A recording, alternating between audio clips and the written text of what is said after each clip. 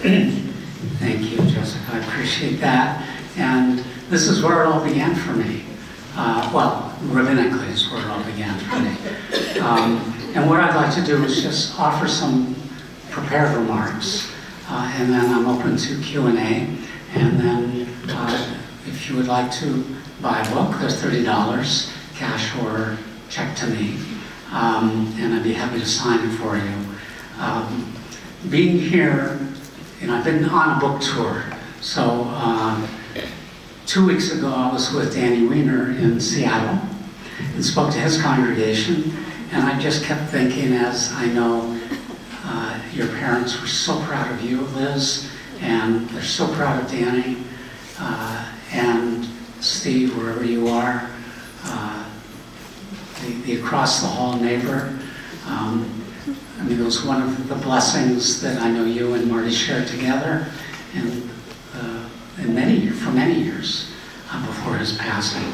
But to say that Marty Weiner was my mentor and a lifelong friend doesn't really say it. And I write about that in the book.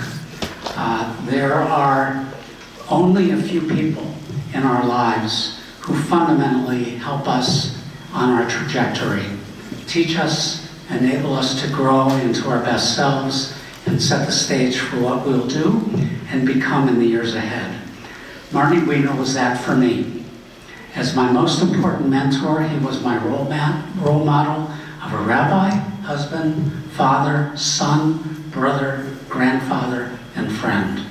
The gold standard of a loving, wise, empathic, and honest mentor of the man. Now, let me ask, how many of you knew Rabbi Weiner? Okay. And of course, he was a major inspiration for Danny to become a rabbi himself, and a fine one he is. We all need mentors and special guides in our lives, whether it be a cherished grandparent or parent, teacher, coach, or colleague, someone older, more patient and wise, who understood us when we were young and searching, who helped us see the world as a more profound and expansive place, and who gave us sound advice to help us make our way. So often over the years, I've asked myself when faced with the most difficult pastoral and congregational crises and challenges, what would Marty do? And I'd do that, or if I didn't know, I'd call him when I wasn't certain and ask, well, what do you think I ought to do? And he always gave me wise counsel, and invariably he was right. I suspect I wasn't the only rabbi who called upon Marty for advice. 9 of them grew up in this congregation, but he was a rabbi's rabbi to many others beyond, within the Reform movement across America. I miss him always, and his death nearly 3 years ago left a hole in both Barbara's and my hearts. I finished writing my memoir 1 month before October 7th. It was about to go to press when my editor and publisher, a descendant of the Armenian genocide, called and insisted that I write an epilogue. He believed, and I agreed, that the attack that awful day would become an inflection point for the American Jewish community, Israel, the Middle East, the United States, and as it turns out, the world, and that I had to write about it. I knew there'd be a major war in response to the attack, but I didn't anticipate the massive destruction of Gaza to come, the death of more than 800 young Israeli soldiers, and the killing and injury of tens of thousands of innocent Palestinians and thousands of Lebanese civilians. Little did we anticipate that Hezbollah, too, would launch beginning on October 8th and cumulatively over the following year at least 20,000 missiles aimed at northern Israeli towns and cities, nor that the Houthis of Yemen would join in the war, nor that Iran would attack Israel last April and on October 1st. In America, we didn't anticipate the dramatic rise in the rate of anti-Israel, anti-Zionist, and anti-Semitic sentiment, of the many protests in cities and on college and university campuses, nor the confusion, fear, and in many cases, the disheartening distancing of many young liberal American Jews from Zionism and Israel. Any one of these events, arguably in the most horrific, frightening, and sad year in the life of the Jewish people since the Holocaust, would have burdened the Jewish heart. Taken together, they've been overwhelming. I began writing the epilogue as events began unfolding, and as my heart broke with grief, rage, and worry. I didn't know until days after October 7th that two young sisters, ages 24 and 20, Roya and Narelle Manzouri, who grew up in my synagogue's elementary school, had been murdered at the Nova Music Festival. As the news and images of the massacre came to us, I went to sleep each night with Roya's and Narelle's beautiful young faces before me, along with the other terrible images of those first days. And I awakened each morning with them still among my first thoughts. I grieved them, and with their parents and younger brother, as if they were members of my own family. As disturbing as this past year has been, the most inspiration I've drawn has been in the response of Israel's civil society in support of the 250 hostage families and young soldiers and reservists who left their homes, families, and businesses and did whatever was asked of them in defense of the Jewish state. I've been inspired as well by the loving response of world Jewry to our Israeli brothers and sisters, and by President Biden's and America's support of Israel's right to defend itself. I've been moved that Israelis who weeks and months before October 7th hated their political opponents because of the right-wing judicial reform legislation that would have compromised and may yet still compromise Israel's liberal parliamentary democracy, but who came together and expressed remarkable acts of love for each other as fellow Jews and Israelis. And I've been proud that many Israelis, including Druze and Arab Israeli citizens, heroically confronted the Hamas murderers to save families, neighbors, and strangers, many at the cost of their own lives. Beyond the shock of it all, there's also much disappointment, despair, and worry for us Jews, liberal Zionists, and the state of Israel itself. The vaunted Israeli intelligence capabilities failed utterly in its most essential task before and on October 7th, though they had all the information that was given to them by women intelligence officers on the border, but they didn't take it seriously, for reasons I don't know, and it should be part of any investigation. The IDF initially reacted with strange indolence after the attack, late to deploy reserves to root out the terrorists still marauding inside Israel to save those Jews under fire. I wrote in my epilogue that though I understood and felt the rage for revenge that engulfed Israelis and American Jews in the days, weeks, and months after October 7th, I hoped and trusted that calm, sober, strategic planning among Israel's military and political command would direct the war and make choices according to international laws of war, to the principle of distinction, that is, choosing only military targets, the principle of proportionality, using only the amount of force necessary to neutralize the threat while assessing expected civilian harm. Now, it's not, by the way, the principle of similarity. It's a principle of proportionality, which is to say that though Hamas killed 1,200 Jews on that day, and Israel has killed far more Palestinians than that, the issue at hand for Israel has always been how to get at Hamas.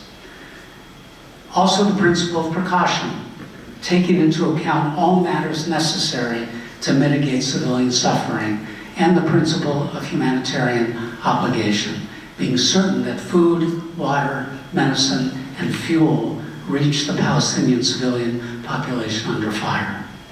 I anticipated from the beginning of the war that there would be many civilian casualties in Gaza because Hamas deliberately embedded itself everywhere in the 400 miles of tunnels and command centers, weapons manufacturing facilities, and depots built deliberately under Palestinian homes, apartment buildings, hospitals, clinics, mosques, community centers, and schools, thereby with callous intent using Palestinian civilians as human shields.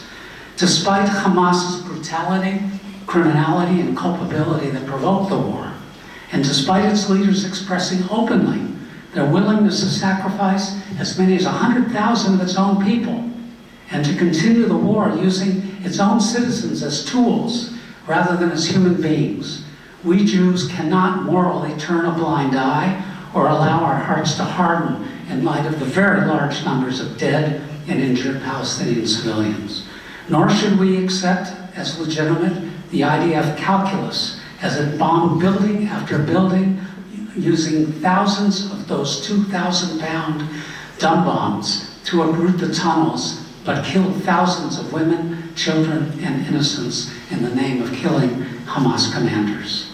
Israeli intelligence and IDF commanders insist that it has prosecuted the war by the book and according to international laws of war, that every target it chose was a legitimate Hamas target, and that Israel did everything possible to limit civilian casualties by warning civilians to leave certain areas that it was about to attack using hundreds of thousands of robocalls and hundreds of thousands of leaflets dropped from airplanes.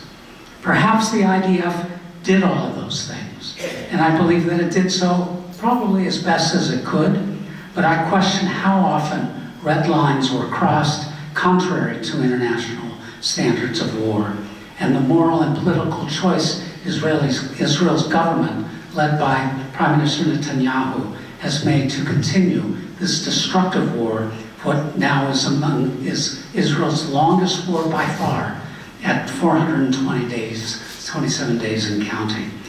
For those of you who read the Israeli media today, and Michael and I both talked about this, there was a long article by an Israeli historian in Haaretz, Israel's New York Times equivalent, in which he documents thousands of breaches of humanitarian principles done by Israeli troops against Palestinians in Gaza. Thousands. And it's now starting to come out what happened. And it should.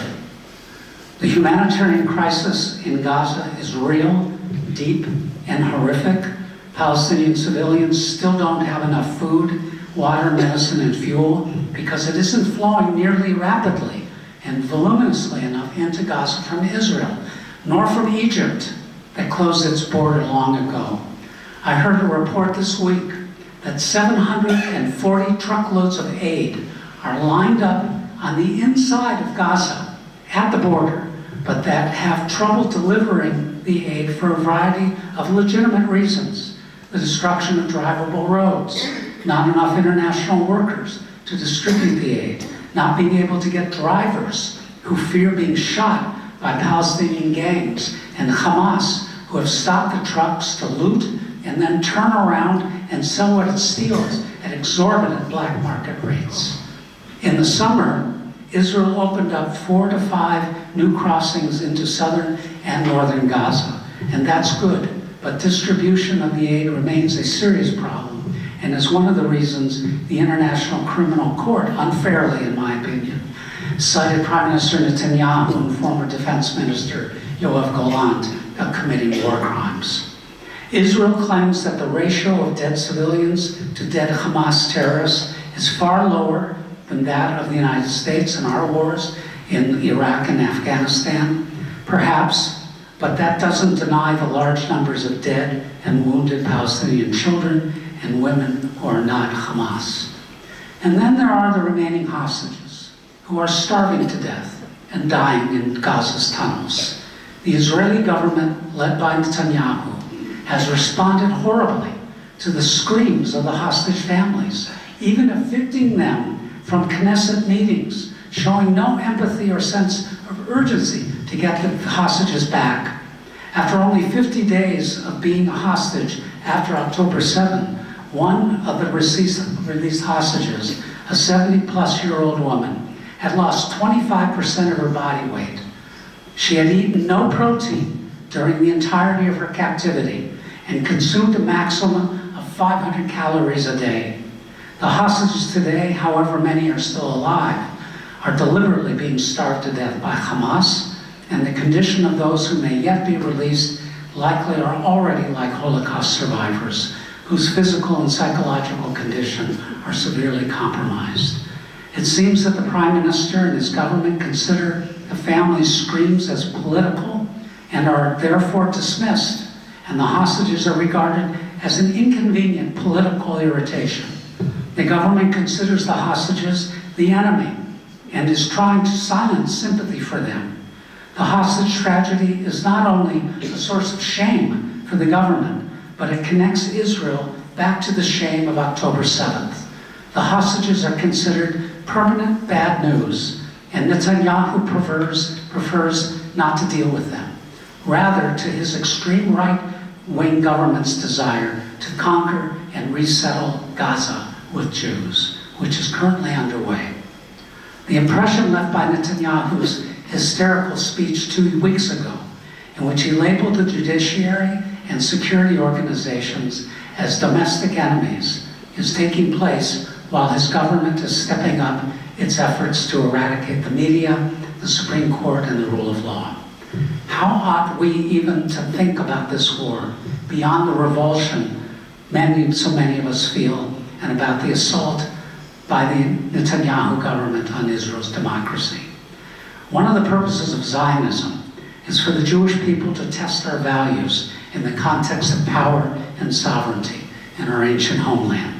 A Jewish army has the moral duty to check its power constantly, to use that power with restraint and only as an instrument of achieving necessary and defined ends. Israel's power can never become an ideology in and of itself. It must be understood as a necessary moral tool to protect our people against our enemies set on the murder of our people and the destruction of the state. In many ways, I believe the IDF has behaved honorably and has limited to the best of its ability the death of Palestinian civilians as it has sought out Hamas leadership, weaponry, and its fighters. But there are many soldiers who have not behaved honorably, and that information likely will come out sooner than later. Former Israeli Prime Minister Ehud Olmert, once a right-wing leader of Likud, however, said in a webinar around the 100-day mark of the war in mid-January, almost a year ago, that Israel ought to negotiate a ceasefire immediately to return the hostages, because every day they remained in Gaza, there was an increasing risk to their lives, the lives of Israeli soldiers, and to the masses of innocent Palestinian civilians. Olmert said that continuing the war wasn't worth the price in human life, Israeli and Palestinian, and that it was impossible to destroy Hamas as an idea. He bemoaned the fact that there were too few people in the leadership of Israel who agreed with him. Another terrible consequence of the war, and I'll get off the war in a minute to tell you about the book, about this is all in the book, one way or another, is that many young liberal American Jews are now turning away from Zionism and the Jewish state. It no longer matters to them why Zionism emerged historically. We Jewish leaders and teachers have to take some responsibility for our failure to teach the raison d'etre of the Zionist movement from the beginning. That Zionism created a national home and a refuge for the Jewish people, a place where Jews could have agency over our lives, where we could develop a uniquely Israeli and Hebrew culture and society. We have to teach something else as well, that without a national home for the Palestinian people, we Jews will never be free in our homeland. For exactly the same reason that I'm a proud liberal Zionist, I support the right of Palestinians to a state of their own alongside Israel, with strong security guarantees for both peoples.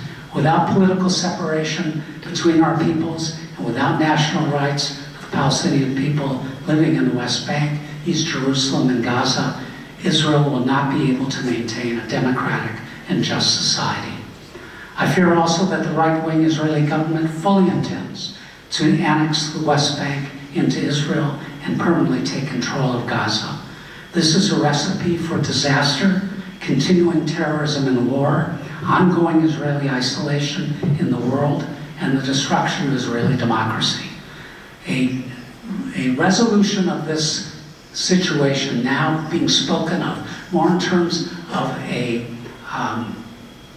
bringing together of 23 Arab states with Israel may be the best opportunity there is for there to be security for all the peoples in our shared homeland. So, I write in my memoir about many other things as well. Starting off was something that happened here, my second Rosh Hashanah in 1980, when I gave a sermon along these lines of calling for a Palestinian state, but I didn't. And you have to read the book to get the details. Marty did not want me to do that, though he agreed with me, because he knew there would be an implosion here, and that if anybody was supposed to say it, he would have to do it. And right after the service, outside his office, we all always gather the leadership and the clergy. There was almost a brawl by one Israeli, leader of Likud in Tel Aviv, who took great exception to what I said.